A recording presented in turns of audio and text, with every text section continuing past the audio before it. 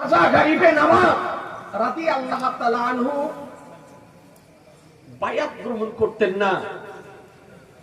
তরিকাতে যদি পীর ওলিয়া উলিয়াদের গুরুত্ব না থাকতো তো আমার মহান মুজাদ্দিদ ইমাম আহলে সুন্নাত ইমাম আহমদ রাজা রাদিয়াল্লাহু তাআলা আনহু মারেহারা শরীফ যেতেন না, বায়াত গ্রহণ করতেন না। আপনি সিলসিলা দেখুন,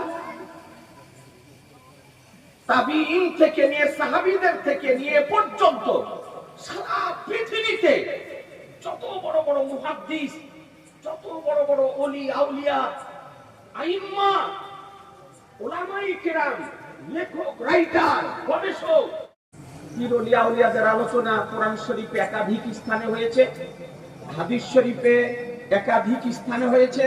পীর ওলি আউলিয়াদেরকে অস্বীকার করা মানে পরোক্ষভাবে কোরআন ও হাদিসকে অস্বীকার করা। আমার আলা হযরত ইমাম আহমদ রাজা আলাইহি রহমা রিদওয়ান বলেছেন যে পীরের কি গুরুত্ব। আপনারা শুনলেন, অজের সময় নাই, তবে দুটো না কথা বললেও হয় না।